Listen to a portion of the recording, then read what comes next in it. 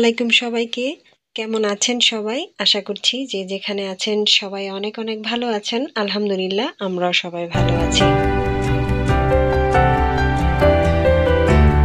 নতুন আরো একটি দিনের শুভেচ্ছা জানিয়ে আজকের ব্লগটা শুরু করছি। আশা করছি বরাবরের মতো আজকের ব্লগটিও আপনাদের সবাইকে বেশ ভালো লাগবে।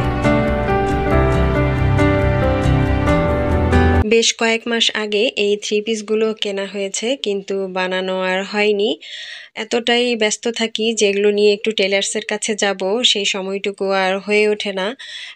এক তো সংসারে নানা রকমের কাজকর্ম থাকে, সেই সাথে এখন বেলা এত ছোট যে কোন দিক দিয়ে কোন সময় চলে যায় আসলে টেরও পাই না। তো সেদিন একটু ফ্রি সময় পেয়েছিলাম বিকালবেলা, তাই ভাবলাম এই সময়ের মধ্যেই এগুলো দিয়ে আসি, তা না হলে দেখা যাবে যে আবার আলমারিতেই ভাঁজ করা অবস্থায় রয়ে গিয়েছে। তো এগুলো যেহেতু বানাতে দিব, তাই আমি আগেই এগুলোকে ধুয়ে রেখে দিয়েছিলাম। তো ধোয়ার পরে যেহেতু সবকিছু একটু এলোমেলো হয়ে গিয়েছে, তাই সবকিছু একটু গুছগাছ করে নিচ্ছি। তো সবুজ যে থ্রি পিসটা রয়েছে সেটার সাথে তো লেস ছিল, কিন্তু বাটিকের এই থ্রি পিসটার সাথে লেস ছিল না দেখে এক্সট্রা লেস ছিল, সেই এক্সট্রা লেস দিয়ে তারপরে এগুলোকে বানাতে দিয়ে আসলাম। তো বিকালবেলা তো ওগুলো বানাতে দিয়ে আসার পরে হচ্ছে বাসায় এসে সন্ধ্যার সময় চা নাস্তা করেছি, সেই সাথে একটু রেস্টও করেছি। তো সেদিন দুপুরবেলা তেমন কোনো কিছু রান্না করিনি, তাই ভাবলাম রাতের বেলা তো রান্না করতে হবে। তো ফ্রিজ খুলে অনেকক্ষণ দাঁড়িয়ে থেকে চিন্তা করলাম কি রান্না করব। তো দেখলাম যে ডিম রয়েছে, ডিম বের করে নিলাম, সেই সাথে সবজির ড্রয়ারটা খুলে দেখলাম কি কি সবজি রয়েছে, আর একদম খুব অল্প সময়ের মধ্যে রান্না করা যাবে এমন কি রয়েছে।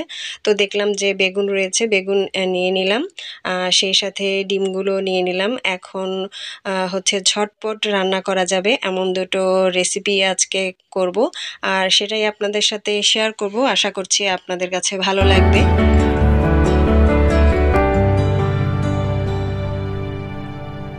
টেলার্সের কাছ থেকে এসে চা নাস্তা করেছিলাম, সেগুলো আর ধোয়া হয়নি, সিঙ্কেই রেখে দিয়েছিলাম, যেহেতু রান্না করতে হবে তাই রান্নার আগে সব কিছু ধুয়ে নিচ্ছি, তা না হলে দেখা যাবে রান্নার পরে আরও অনেক বেশি থালা বাসন হয়ে গিয়েছে। আর কেন জানি রান্নাঘরে আসলেই দেখা যায় কোনো না কোনো কাজ পড়েই রয়েছে, বুঝি না এত কাজ গুছিয়ে যায় তারপরও দেখা যায় যে কাজ জমেই থাকে। তো সেগুলো তো মাজা ঘষা হয়ে গিয়েছে, আর এখন কুটা বাছা করে নিব। তো আজকে ফোল্ডিং বটিটা দিয়েই হচ্ছে কুটা বাছা করব। আমার এখানে সেলফে এই বটিটা রাখতে একটু অসুবিধা হয়, যেহেতু আমার এখানে একটা পিলার রয়েছে, সেই জন্য যাদের স্পেস অনেক বেশি তারা যদি এই ফোল্ডিং বটিটা কিনে থাকেন তো তাদের জন্য অনেকটা হেল্প হবে। বটিটা প্রথম অবস্থায় একটু হচ্ছে ধার কম থাকে, ধার নিয়ে নিলে খুবই ভালো হয়। আর আমি যেই কাঠের নিয়েছি এটা হচ্ছে মেহগুনি কাঠের। তো আমি যেহেতু দুটো একসাথে নিয়েছি তাই কিছু ডিসকাউন্ট পেয়েছি, তারপরও বটিটার মূল্য হচ্ছে 750 টাকা। তো আমার কাছে সব মিলিয়ে আসলে সম্ভবত 600 টাকার মতো নিয়েছে। তো আপনারা আসলে অনেকে আমার কাছে দাম জানতে চেয়েছেন, আর এটা ব্যবহার করে কতটা উপকার হয় সেটাও জানতে চেয়েছেন। আমরা যেহেতু মহিলারা সাধারণত দাঁড়িয়েই কাজ করে থাকি, সেজন্য এটা দাঁড়িয়ে কাজ করার জন্য খুবই উপকারী। আপনারা যদি এটা কেউ কিনতে চান সেক্ষেত্রে আপনাদের জন্য আসলে অনেক উপকার হয়ে থাকবে। আর যদি সেলফের স্পেস অনেক বেশি থাকে সেক্ষেত্রে এটা আরও ভালো হয়ে থাকে।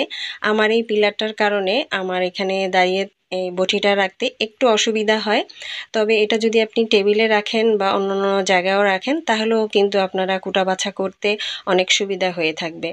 তো আমি তো প্রথমে হচ্ছে বেগুন কেটে নিয়েছি, বেগুনটা নিশ্চয়ই দেখতে পেয়েছেন কত সুন্দরভাবে কাটা হয়েছে, সেই সাথে কাঁচামরিচ, ধনিয়া পাতা, পেঁয়াজও কেটে নিয়েছি। আর এখন বটিটা খুব সুন্দর করে মুছে তারপরে হচ্ছে রেখে দিচ্ছি। আর রাখার সময় অবশ্যই সাবধানতা অবলম্বন করবেন, হাতে যেন পড়ে না যায় সেদিকে খেয়াল রাখতে হবে। আমি বটি আর হচ্ছে রুটি মেকার হক এন্টারপ্রাইজ থেকে নিয়েছি। আপনারা চাইলে আমি ডেসক্রিপশন বক্সে সব কিছু ডিটেলস দিয়ে দিব, সেখান থেকে আপনারা দেখে এটা অনলাইনে অর্ডার করতে পারবেন।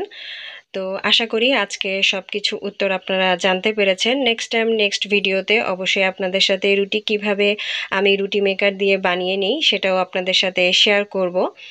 তো বেগুন কাটা দেখে নিশ্চয়ই বুঝতে পেরেছেন যে আজকে বেগুন ভাজি করব। আর বেগুনগুলো যেহেতু একটু ছোট ছোট ছিল তাই দুইটা বেগুন আমি হচ্ছে কেটে নিয়েছি, আর এখন হচ্ছে বেগুন ভাজি করব। বেগুনের সাথে আমি লবণ, হলুদ আর মরিচের গুঁড়া দিয়ে সামান্য পরিমাণে একটু সরিষার তেলও দিয়েছি। এতে হয় কি বেগুনটা ভাজার পরে খুব সুন্দর একটা স্মেল আসে, যেহেতু বেগুনগুলো ছোট ছোট তাই সবগুলোই একসাথে দিয়ে তারপরে হচ্ছে ভেজে নিব। এতে কিন্তু খুব একটা বেশি অসুবিধা হয়নি। আর বেগুনে পোকা থাকবে না তাই কি হয়, বেগুন যখন কেটেছি একটা ভালো ছিল, কিন্তু আরেকটা যখন কেটেছিলাম তখন শেষের দিকে একটু পোকা ছিল, তো সেটা কেটে নিয়েছি। আর এভাবে করে সবগুলো এখন বসিয়ে দিয়েছি। এই তো বেগুনটাও ভাজি হয়ে গিয়েছে। বেগুন কিন্তু আমরা কম বেশি সবাই ভাজি করতে পারি, এটা আসলে দেখানোর মতো কিছু নেই। তারপরও খুব অল্প সময়ের মধ্যে এই বেগুন ভাজিটা হয়ে যায়। রাতে খাওয়ার জন্য এই বেগুন ভাজি করলে কিন্তু খুব একটা বেশি সময় লাগে না। আবার চটজলদি মেহমান চলে আসলেও কিন্তু এই বেগুন ভাজি করে দিয়ে অন্যান্য কিছুর সাথেও কিন্তু এটা সার্ভ করা যায়। আবার এভাবে বেগুন ভাজি করেও অনেকে ভর্তা করে থাকে, সেটাও কিন্তু খেতে অনেক মজা হয়ে থাকে। তো বেগুন ভাজি করলে আমি কিন্তু এভাবে একটু পেঁয়াজ, মরিচ, ধনিয়া পাতা ভেজে নেই। আর আজকে পেঁয়াজটা একটু মোটা মোটা করে কেটে নিয়েছি। মোটা মোটা করে কাটলে বেগুনের সাথে দিলে খেতে ভালো লাগে। আর খুব বেশি বেরেস্তা করিনি, অল্প একটু কাঁচা কাঁচা করে রেখেছি, যেহেতু অন্য কোনো হচ্ছে তেমন কোনো তরকারি থাকবে না এটার সাথে খাওয়ার জন্য, সেজন্য এভাবেই করেছি। আর এই তো উপর দিয়ে একটু ধনিয়া পাতা দিয়ে দিয়েছি। গরম ভাতের সাথে খেতে কিন্তু অসাধারণ লাগে। এখন যে রান্নাটা করব সেই রান্নাটা করতে সময় লাগে মাত্র 10 মিনিট। আর আমাদের উত্তরবঙ্গে এই রান্নাটা খুবই জনপ্রিয়, সেই সাথে আমার বাসায় সবাই অনেক বেশি পছন্দ করে। তাই যখন হাতে সময় থাকে না তখন আমি ঝটপট এই রান্নাটা করে ফেলি। তো যেই প্যানের মধ্যেই হচ্ছে আমি বেগুন ভেজেছিলাম সেই প্যানের মধ্যেই সামান্য পরিমাণে একটু তেল দিয়ে পেঁয়াজ কুচি দিয়ে পেঁয়াজটাকে ভালোভাবে ভেজে নিয়েছি। আর পেঁয়াজটা যখন লাল লাল হয়ে এসেছে তখন আমি এর মধ্যে পানি দিয়ে দিয়েছি। পানিটা হচ্ছে যে বাটির মধ্যে আমি হচ্ছে বেগুনটাকে মাখিয়েছিলাম সে বাটিটা ধুয়ে হচ্ছে পানি দিয়েছি। আর পানিটা যখন একটু কমে এসেছে তখন আমি এর মধ্যে হলুদের গুঁড়া, মরিচের গুঁড়া আর সামান্য পরিমাণে একটু রসুন বাটা দিয়েছি। রসুন বাটা দিয়ে এখন মশলাটাকে খুব ভালোভাবে কষিয়ে নিচ্ছি। মশলাটা খুব ভালোভাবে কষিয়ে নেওয়ার পর আর একটু পানি দিয়ে, এখন কিন্তু আমি গরম পানি ব্যবহার করছি যেন তাড়াতাড়ি হয়ে যায়, সেই জন্য দিয়ে ঢাকনা দিয়ে বেশ খানিকক্ষণ কষিয়ে নিব যেন রসুনের যে কাঁচা স্মেলটা আছে সেটা চলে যায়, সেই সাথে পেঁয়াজটা যেন খুব ভালোভাবে সেদ্ধ হয়ে যায়। ঢাকনা দিয়ে কষিয়ে নেওয়ার পর ঢাকনা খুলে আমি এখন একটু নাড়াচাড়া করে দিচ্ছি, সেই সাথে পেঁয়াজটাকে একটু হচ্ছে খুন্তি দিয়ে ম্যাশ করে নিচ্ছি, যেগুলো হচ্ছে একটু মোটা মোটা হয়ে আছে সেগুলোকে। এখন হচ্ছে আমি ডিমটা ভেঙে দিচ্ছি। আর এভাবে কাঁচা ডিমটাই হচ্ছে আমি এখানে ভেঙে দিচ্ছি। এটা কিন্তু আলাদা করে ভাজার কোনোই প্রয়োজন নেই। এটাকে উত্তরবঙ্গের ভাষায় ডিম তেলানি বলে। আর আমার বাসায় তো এটা খুবই সবাই অনেক বেশি পছন্দ করে থাকে। আর এটা রান্না করতে খুব একটা বেশি যে সময় লাগে এমনটা না। দেখা যায় মেহমান চলে আসছে, চটজলদি আপনি কিন্তু এই রান্নাটা করে মেহমানদারিও করতে পারবেন। আর এটা খেতে তো কেমন হয় যখন আপনি বাসায় তৈরি করবেন তখনই জানতে পারবেন। তো ডিমগুলো দিয়ে দেওয়ার সঙ্গে সঙ্গে কিন্তু ঢাকনা দিয়ে দেওয়া যাবে না, তা না হলে কিন্তু ডিমটা একদমই হচ্ছে চারিদিকে ছড়িয়ে যাবে। কিছুক্ষণ রাখার পর তারপর নিচের অংশটা যখন একটু শক্ত হয়ে আসবে তখন ঢাকনা দিয়ে ঢেকে দিতে হবে, তারপরে এভাবে এভাবে উল্টে দিতে হবে, তা না হলে দেখা যাবে কুসুমটা গলে যাবে। তো নামানোর আগে আমি একটু ধনিয়া পাতা আর হচ্ছে জিরার গুঁড়া দিয়ে দিয়েছি। দেখলেন তো মাত্র 10 মিনিটের মধ্যে ডিম তেলানি হয়ে গেল। এটাকে ডিম তেলানি বলে থাকে। আর এটা খেতে তো অসাধারণ, আপনারা বাসায় কিন্তু চাইলে একবার ট্রাই করতে পারেন। কত অল্প সময়ের মধ্যে দুটো রান্না হয়ে গেল, আপনারা কিন্তু চাইলে বাসায় একবার ট্রাই করতে পারেন। বেগুন ভাজির সাথে ডিম তেলানি খেতে কিন্তু অসাধারণ লাগে। তো রান্না হয়ে গিয়েছে, আমি এখন ঢাকনা দিয়ে ঢেকে রেখে দিলাম। আর এটাকে বাটিতে হচ্ছে সার্ভ করব না, যেহেতু খেয়ে একদম শেষ হয়ে যাবে সেই জন্য। আর 3টা ডিম রান্না করেছি, কারণ 4টা ডিম করলে দেখা যাবে যে আবার থেকে যাবে, সেই জন্য আর 4টা ডিম করিনি, বড় বড় 3টা ডিম করেছি। তো রান্না বান্না শেষ হয়ে গিয়েছে, এখন হচ্ছে রান্নাঘর গুছানোর পালা। যেহেতু ভাজাভাজি করেছি একটু চুলাটাও নোংরা হয়ে গিয়েছে, সেই সাথে টুকিটাকি আরো কিছু ছিল। প্রথম অবস্থায় কিন্তু চায়ের কাপ টাপ মেজেছি, আবার এখন আরো কিছু মাজা ঘষা। আমি বুঝি না, সিঙ্কের মধ্যে দেখা যায় যে কোনো কিছু না করতে চাইলেও এসে দেখা যায় কিছু না কিছু পড়েই থাকে। তো আমার মতো এরকম কার কার হয় আমাকে অবশ্যই কমেন্ট করে জানাবেন। আর এই তো রান্নাঘরে শেষে আবার একটু মোছামুছি না করলে আমার কাছে ভালো লাগে না, দেখা যায় যে কোথাও না কোথাও কোনো কিছু পড়ে থাকে, তাই একটু মোছামুছি করে ক্লিন করে রেখে দিচ্ছি। এতক্ষণ পর্যন্ত যারা আমার ভিডিওটা দেখেছেন কিন্তু লাইক দিতে ভুলে গিয়েছেন, প্লিজ ভিডিওতে একটা লাইক দিয়ে দিবেন। আর আপনারা যদি এই ধরনের ভিডিও আরও দেখতে চান তাহলে কিন্তু চাইলে আমার চ্যানেলটা সাবস্ক্রাইব করে রাখতে পারেন। আর যারা অলরেডি এই কাজটা করে ফেলেছেন তাদের সবাইকে অসংখ্য অসংখ্য ধন্যবাদ।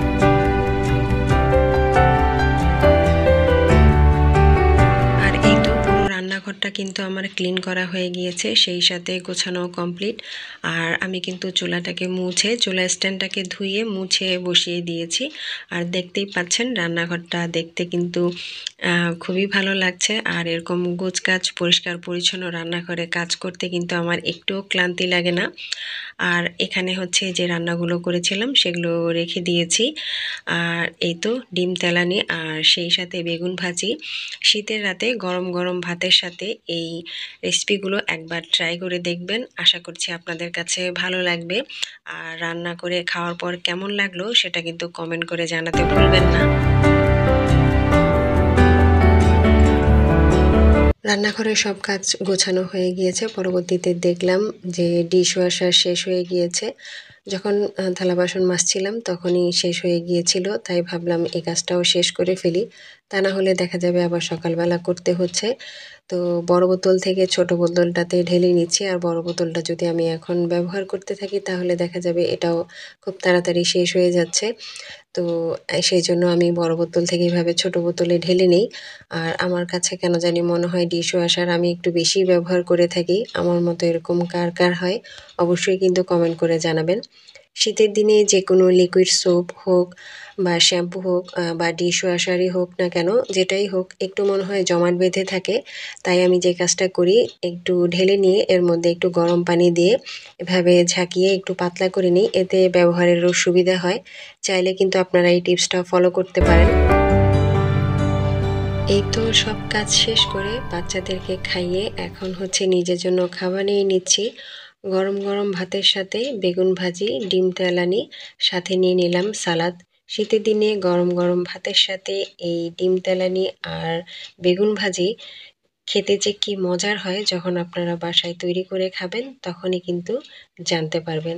আজকের ভিডিওটা কেমন লাগলো অবশ্যই কিন্তু কমেন্ট করে জানাবেন। আজ এ পর্যন্তই, সবাই ভালো থাকবেন। আল্লাহ হাফেজ।